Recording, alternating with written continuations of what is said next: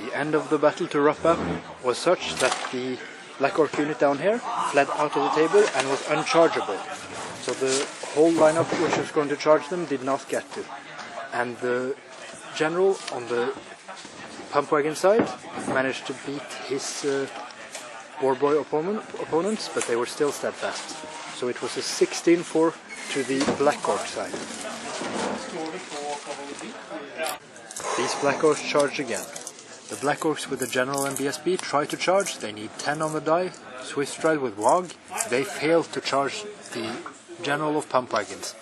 Now, however, the Savage Orcs in 2 ranks, 10 boar boys, come into the General. Do they want to? They're in his flank. Det blir spennende å se hvordan du gjør det med Plague Bearers, din egen enhet. Jeg tok jo brudbomsen i hvert fall. On turn 5, the Pump Wagon Waagh reforms here to face the Black Orcs again. They have the BSB Stone Trolls turning around and the Magician in support. The River Trolls and General line up to support the rear of the Stone Trolls, which have turned around in the last bit of the game.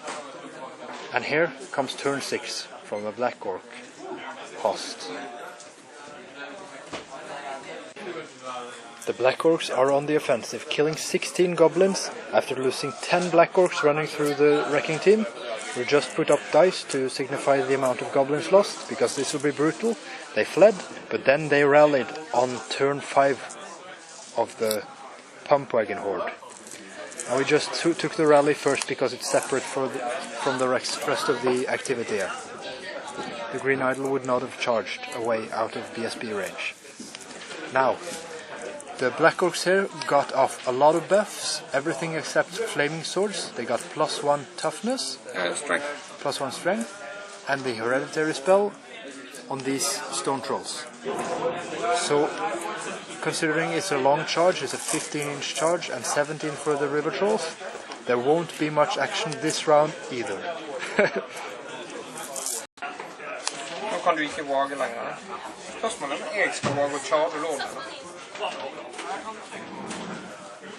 Han har shady shanking og 1+ save og... After turn 4.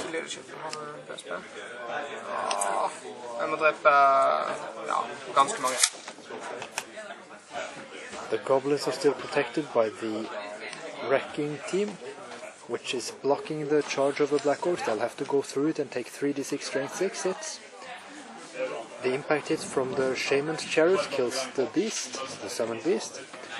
And the river trolls within charge range of the Black Orcs are boosted by Lord of Pump and +1 toughness from shamanism, this spell number 1. So it's ratcheting up for a battle here. Maybe on the other side as well. Now on turn 5, the Black Orc player is evaluating whether to charge the goblins and risk going through the wrecking team for the 600 points in the goblin unit. This is turn 4 for the Black Orcs. They cast all the spells they have to get this gnasher down, this wrecking team. He has Break the Spirit on him, so if he goes through an enemy unit, he'll take dangerous trade. The breath weapon is attempted at the shaman, but no wounds. And the Black Orcs here have flaming swords on them. The attribute kills 1 fanatic, and that's that. Still a position war here. On the Black Orcs turn 4, the summoned beast does not move the 6 inches it needs, only 4 inches towards the snotling Waagh's Pump Wagon mage shaman, an orc shaman in his own Pump Wagon.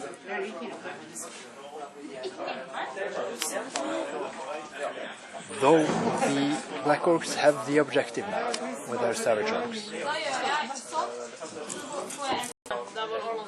The scrap wagon falls. The last scrap wagon to fall on the battle. And the last one on the battle. The fanatics all know the right way. They keep advancing towards the Black Orcs. One goes through the Black Orc unit, just killing 1 Black Orc. Other than that, the Warlord of Pump Wagons crushes the boar boys, but will have a difficult time reforming so that he's still within 12 of the stone trolls. We'll see how he does it. you may just turn to face the opposite direction.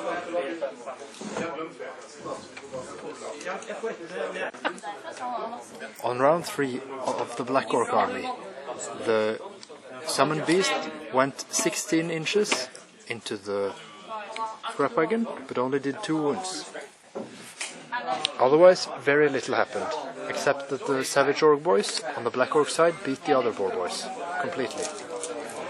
On the snotling Pump Wagon King's turn 3, he yelled waagh and charged a 9 on the dice to just get into the savage porks and revenge them. The Wolf Riders here, out of the general's leadership, kept fleeing off the table.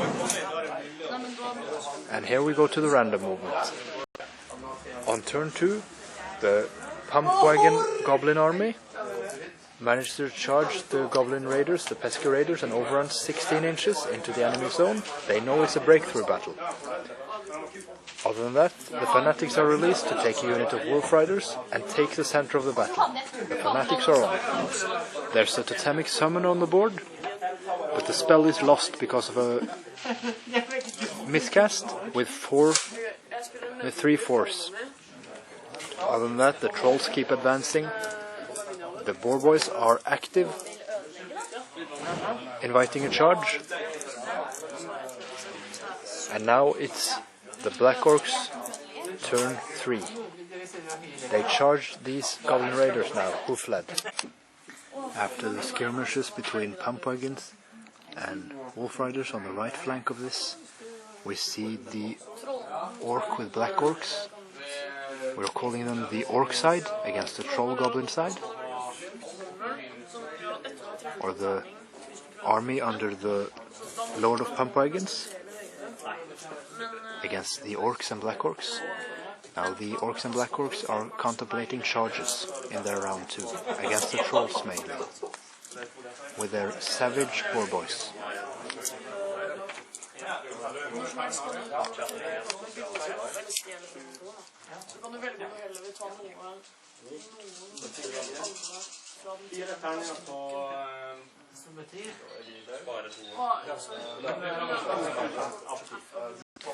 The Pump Wagon only did 1 wound when charging the Goblin Raiders and got a draw in the battle, losing 3 wounds itself. Other Goblin Raiders go up to Chaff on this side. And there's just a rearrangement with the Trolls marching up full speed ahead. The Shaman on Chariot hiding behind the Impassable, facing a Black Orc horde or 2 coming up full speed on the other side of the Impassable.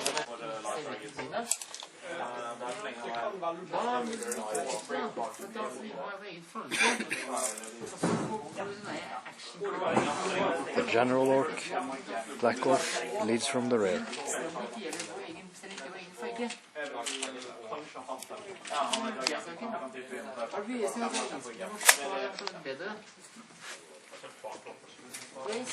And the Wolf Riders vanguard, 1 on each army side. Now the Black Orcs take turn 1. On this new field of 9th Age battle, the Orcs are meeting up against Goblins and Trolls. Black Orcs on one side choose to deploy first after 3 drops, with many boar boys and 2 huge Black Orc units. The other army is meeting up man strong or goblin strong, but so far they're slow in the deployment and will be going second.